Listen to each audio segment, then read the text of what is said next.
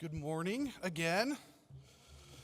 I'm back from a week in Mexico where I was on the beach not working on my sermon.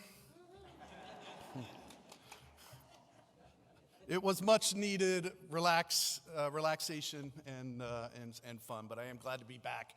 And I'm so grateful to be here this morning, closing out our Wandering Heart series.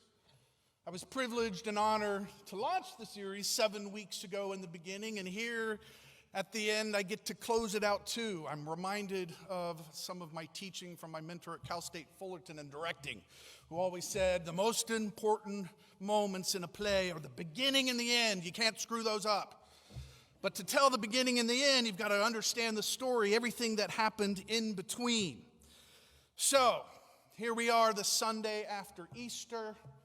The dyed eggs have been made into egg salad. We've taken our Easter lilies home. I did clean up the flowers on the cross, although I still have to put it back in storage for another year. So what's our takeaway from this Wandering Heart series? How do we wrap it all up? How do we bring it to a close? So we've been exploring the life of Peter throughout. We started Lakeside, the Sea of Galilee, vulnerability and confession. We've been called to walk on water. We've had confession, a struggle with faith, feet washing, a rebuke, those mountaintop experiences, denial, and then running away scared. Now in today's scripture, Peter once again has decided to go nighttime fishing. We've gone full circle. We started in Luke's gospel with the same story. But John now, we're in John's gospel today. He has saved it till the very end. The last chapter, whole story complete. He's told this story now. Now we could spend weeks, years maybe, just on the exegesis of this passage. There is so much going on, as Susan Sayer pointed out to me earlier this morning. We've got 3 named disciples that share this common characteristic of revealing doubts about Jesus.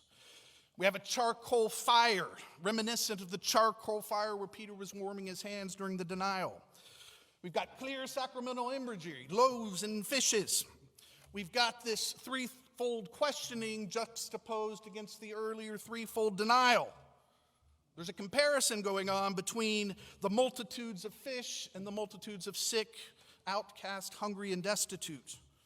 Peter was naked, but then puts on clothes to jump back in. What? We've got this number 153 and this post-resurrection foreshadowing of Peter's own persecution and death to come. And these are just the things I don't want to focus on this morning. Not enough time. Although maybe we do if that clock is right. Not enough time. The story of life. However, there are several things that I do want to highlight. So we start again with a revelation. After these things, Jesus showed himself. Showed himself. The Greek word here is phanuron. It means to make known, to show openly, a manifestation. Peter has gone back to work here at the end. And in going back to work, we may see an intent to return to normal life, business as usual. It's nighttime, but we're in John's gospel. Nighttime is a big deal. There's this reoccurring theme throughout John, light and darkness. I am the way, the truth, the light, and the light shines into the darkness, and the darkness does not overcome it. I found interesting commentary here that the night darkness represents dulled perceptions, dulled consciousness. To give it a little bit of a psychological reading, plumbing into the depths of our conscious, we bring in some fish imagery. Carl Jung, fish can symbolize the unconscious swimming around of our fears and anxieties. Had to bring that in for my dear friend right there, Gene Stewart. The dream group on Thursday nights. At daybreak, however, the situation changes. The literal translation here in Greek, but the morning was now coming to be. Disciples had failed to catch fish. Current world arrangements not working. Business as usual cannot deliver. Psychologically speaking, The disciples not able to catch the fragments floating around in their unconsciousness, bring order to the fears and the anxiety. It's not surprising they caught nothing. Then we have our miracle again. A mountaintop experience.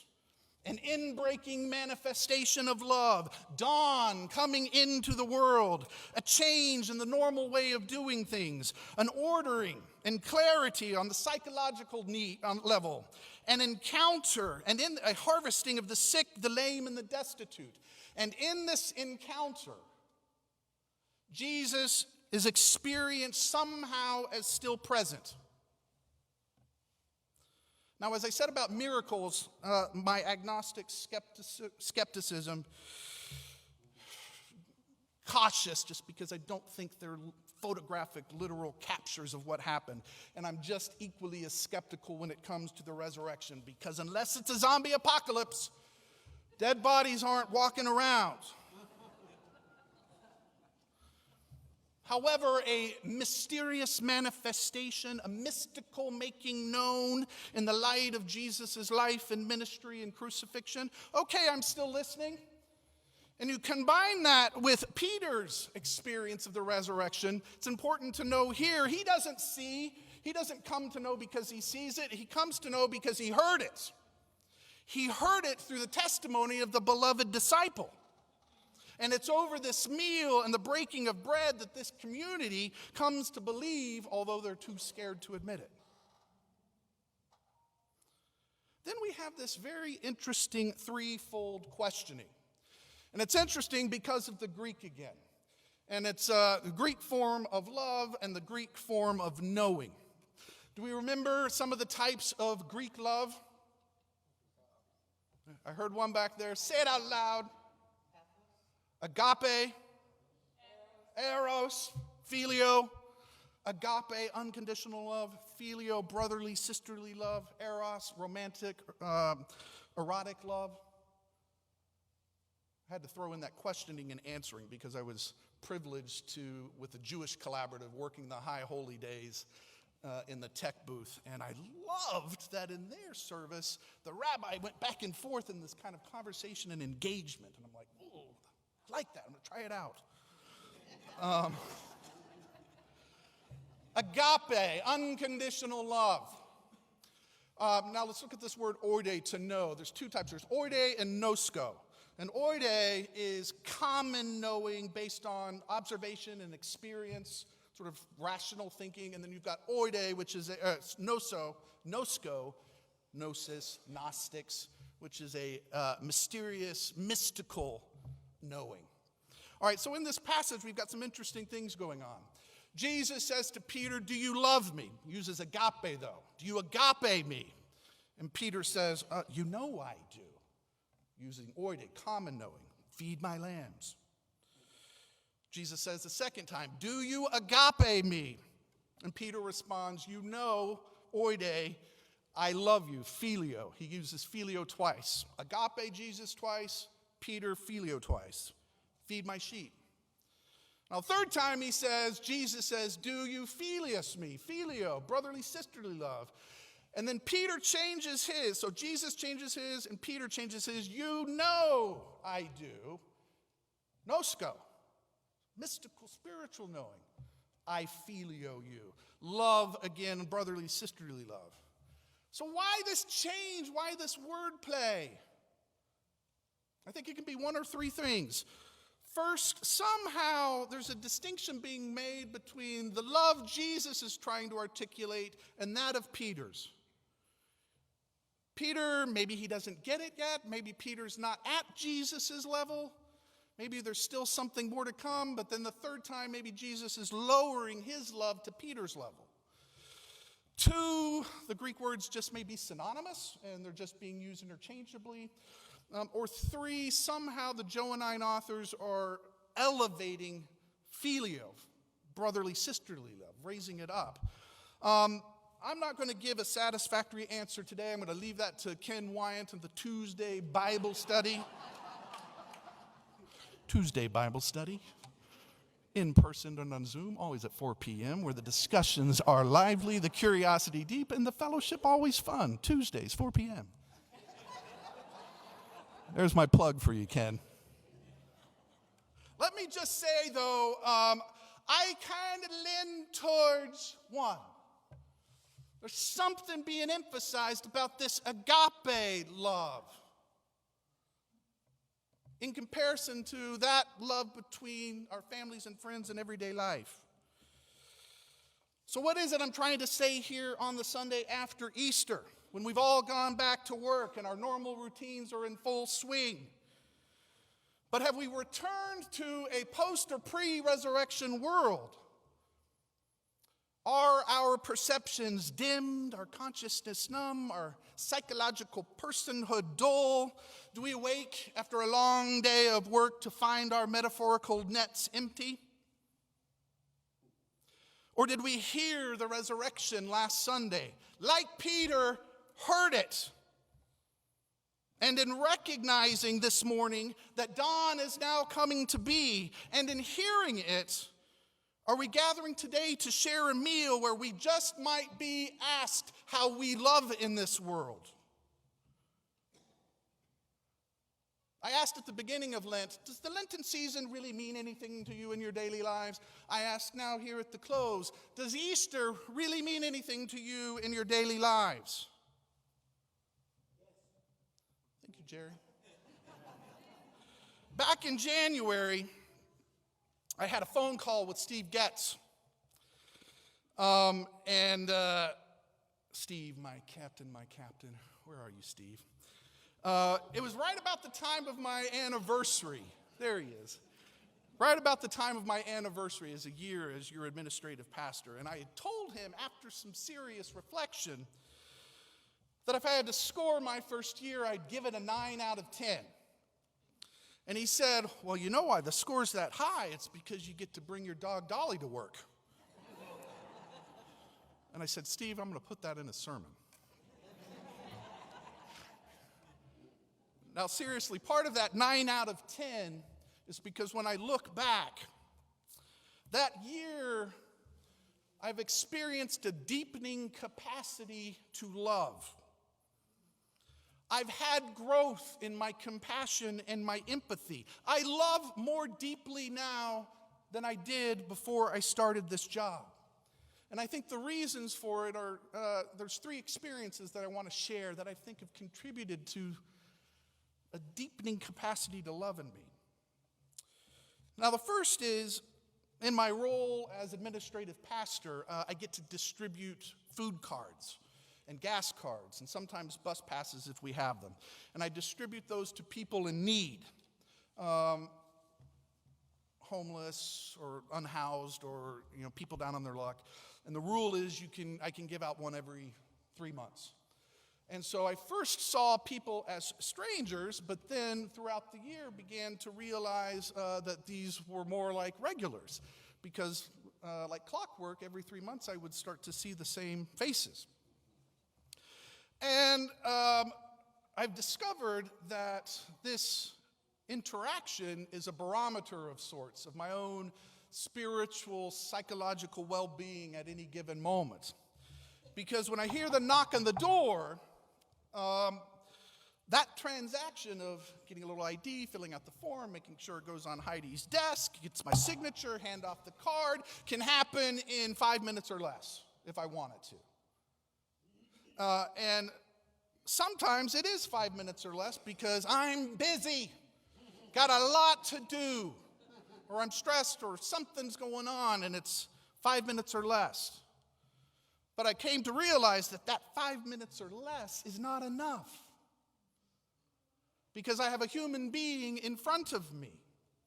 And as I began to learn names and see faces and understand their circumstances, to realize where they're at, or discover, do they have other needs that I might be able to meet beyond this gift card, realized that's more important, that I must take time. And so it helped me reach out to Mission and Service and Judy and Steve and Carol, again, meeting today at 10:30. Philip, because there was a lot to learn for me just in terms of the operation of the safety network that's available to us through the state of California and others. 5 minutes isn't enough. Then came my work with congregational care. As many of you know, congregational care has been without leadership for almost a year now, but we're going to be recruiting leaders soon. And if you don't know what congregational care is, they are there, members of our church, to be there for other members when somebody's sick or breaks a leg or needs transportation or needs someone to bring groceries or there's a memorial service and you need people there to help with the service and help you grieve. It's a very important ministry. And a while back, somebody slipped through the cracks of our church and was going through an issue, and there was no one here that had reached out. And I just think to myself, my goodness, you give of your time, your energy, your efforts, your talents, your resources to a place you love, and then when you need them, they're not there. And I wanted to be sure that this never happened again, so I stepped in to support and help and be part of this ministry. And it has been profoundly transforming. What a blessing. It is astounding to know how much all of us are dealing with at any given moment. It's amazing. And to be part of that, just to be an ear, to listen, to help. I was so fortunate to play a tiny, small part in support of Matt Murmack and Hunter and Jen's passing and kind of being there. Wow. It's one of those wow. That's what it's about. What a great thing it would be if people in our church, could get visits weekly versus once in a while. 5 minutes isn't enough. Last example, the reason for my phone call with Steve Getz that night was because it was a Friday. This time it was a woman with 2 young girls, 5 and 8, and lovely girls, running around, full of life, but they didn't have a place to stay, and they hadn't had a place to stay for a while because the girl, one of the daughters, had a severe health issue that required feeding through a tube, and listening to this story, things just spiraled out because the health needs resulted in a loss of the job, which, loss of money, then the apartment, and she was just surviving, and things were compounding, and it was like, how to find out. And she wanted a place to sleep in the parking lot. That's her request was, I just want to be in the parking lot. We'll sleep there because it's lit. I feel safe. Can we use your campus to park our van and sleep here for the night? And of course, I was like, yeah, I wanted to say yes, but then immediately I began to go, well, gosh, could they somehow be in Plummer Hall for the night? Why not just stay in Plummer Hall? Is there a way to get them into a hotel? And then, of course, I had to call the powers that be, and the powers that be also wanted to help, but at the end of the day, kind of the answer that was able to provide was, yes, you can, but daycare is going to open on Monday, we've got church on Sunday, and, there's legal issues and all those sorts of things, but yes, parking lot, good, and but Monday, hopefully, we figured out something else. So I went home, driving home, feeling 5 minutes isn't enough. Was this really at the end of the day, the thing we're called to do most, sometimes feeling it's the thing that we do least? And was it really the best I could do in this moment was say yes to staying in the parking lot overnight? So I called Steve just to share it all and get advice and talk about, search and resource. And of course, Steve was there. 5 minutes isn't enough. Now here it is, the Sunday after Easter. Do you hear the question? Do you love me? There are IUCC members right now in nursing facilities that need someone to visit. Not just once in a while, every week. Do you love me? Agape. The Ingram Memorial's next Saturday. Need volunteers. Do you love me? There are Afghan refugees supported by this congregation through New Beginnings. It wasn't long ago that though Afghan refugees turning into adults at 18 need home and could end up on the streets. Do you love me? The LGBTQ community has a whole new generation struggling for acceptance and an identity, need people holding open that door to extend that extravagant welcome. Do you love me? War is raging in Palestine, and it's a humanitarian crisis unfolding, leaving families decimated, and so many of us, myself included, are taking little to no action of what's capable for us as Americans here today. Do you love me? MYP needs volunteers. Do you love me? We say each Sunday we're a global missions community, but I'm not quite sure right now what we're doing to help those outside the borders of this country. Do you love me? We're killing the planet, and Pat tells me every single time we host an event, why are we using plastic and paper if we say we're a green faith congregation? 5 minutes isn't enough.